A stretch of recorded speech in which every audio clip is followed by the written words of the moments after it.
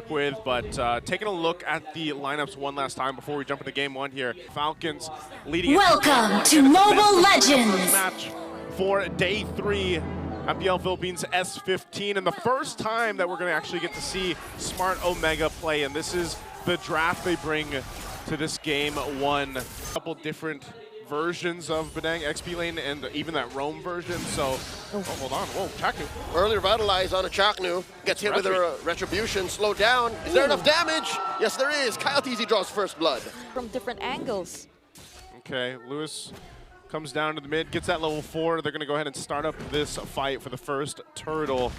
Falcons will get in position 2. They've got what they need. Looking like they're taking it slow as Few catches an arrow. That's a man down for Team Falcons, but Kyle TZ finesses a retribution. The implosion by Ogwin. Andoryu bites it. Ogwin gets a kill. Big knockup. Lewis barely standing, gets hit with a fist crack and the fist break. And now Chaknu the only one left. The surge and the finishing touch, the flourish by Kyle.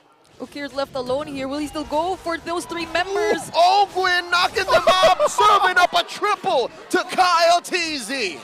I'm not sure, you know, if that, the concept, the idea there from Ukir was like, I want to get one, but unfortunately ends up giving another kill over to Kyle TZ. Talk about it early game power spike already for Asuyo, 4-0-1. Oh. Yeah, and everyone there were grouped together.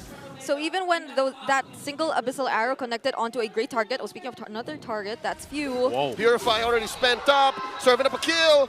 Ukir goes, Chaknu, Glorious Pathway defensively used. That is a 1-for-1. So, yo, you got the Hunter Strike this early. I did this earlier today. You did, It feels great. I was there. It feels great. Oh, Flap Easy catches one, serving up a kill for Few. Nice pick off for Falcons as Omega is left reeling again.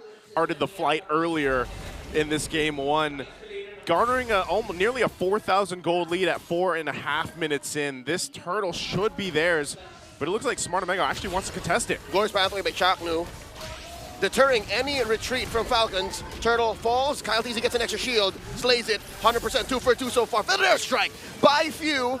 Look at the back line, Andoryu trying to find idle among kids as Chaknu tries to deter any more retreats once more. Flap TZ gets one. Lewis served up a kill, and now Super Marco blasting away. Sever from Kyle TZ.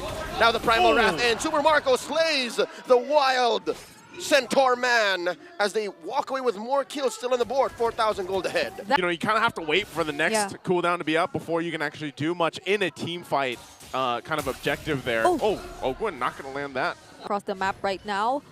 And even when they decide to go in, it doesn't feel like their damage is enough. The fights always get split up, and even when they go for their targets, it just doesn't work. Chom gets taken out off camera as Kyle TZ and Few, alongside Ogwin, dodge a quick pincer attack. Super Marco retaliates. Lewis taken down. Chaknu down to half health, backs off. That was a gank that I think Omega wanted to take for themselves, but Falcons instead finds them in a trap. They went that position for the sandwich play, and then it just kind of backfired on them. Again, you have to take in consideration just how far ahead, you know, items and gold-wise Falcons are.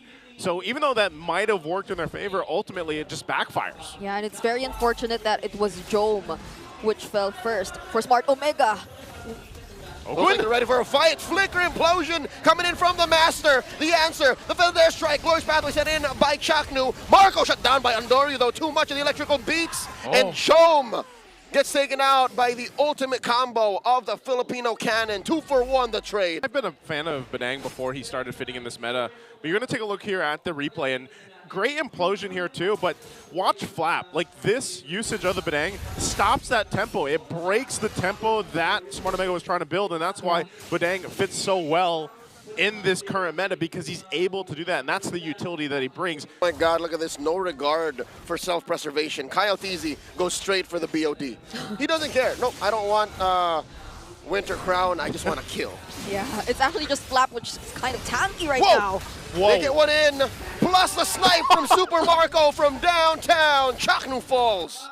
That was just well lined up right there, you know? Yeah. And it keeps happening. Andorra, I'm not sure, again, if you want to really be in two kind of risky positions, but maybe if you're Smart Omega, this is just kind of what it results to, Brig. Yeah, you can't just go in if you were Smart Omega. Even if you were Andoryu, Few also has the Blood Wings already, so he will probably have higher chances of being able to escape or even use the Wings by Wings to get away from all those attempts from Andoryu. And if it weren't Andoryu, earlier we've seen this scenario where Jome actually tried to just dish out the damage, but aside from the fact that it still wasn't enough, the fist crack, the fist break, they were all reserved from him. So amidst all the chaos, Flap was just able to make sure that Jome was someone they were able to pin down. Yep, Andoryu just will really try to minimize the amount of waves that will be coming in, but we can't deny the fact there's a concealed play as well from Master Ogwin.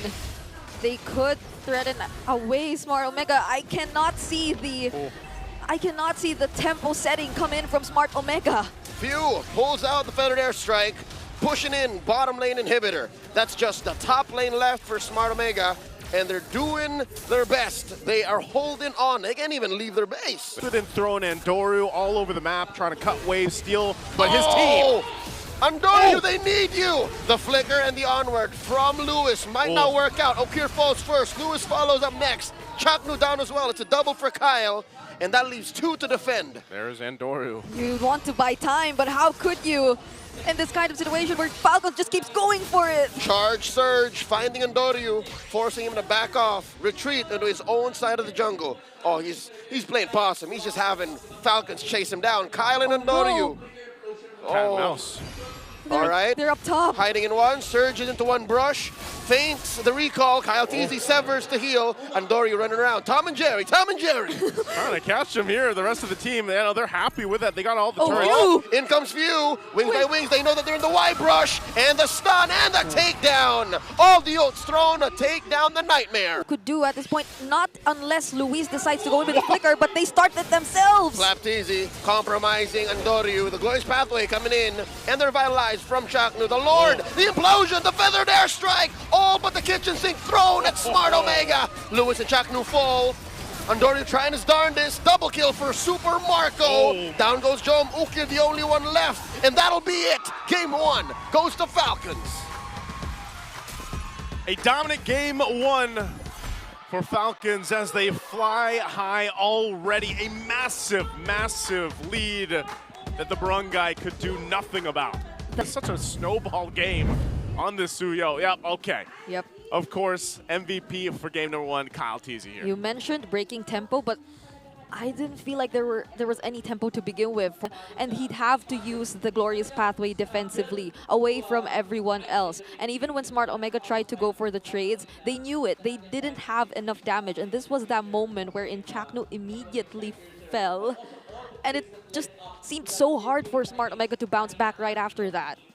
It felt like one of those things, because we talk about tempo so much, it's like, in my visualization of this, as we see the highlights here, is like, you guys know those tempo-based games when you got to hit the things on the right moment? Like, you come with your best guitar setup, your gloves and everything else, and you immediately start hitting the wrong notes, the wrong tempo things. Called rhythm game. The rhythm game. Yeah. Yeah. Project Diva. Hatsune Miku. I'm a big fan. You were the ones in the Time Zone arcades holding the bar behind you. That's DJ Max. That's DJ Max respect. Reloaded. Respect. Yeah. But that's what I felt like. You know, I just feel like and we're going to mention this, like they really didn't get any tempo going. And it really started in that early game when that first blood went over.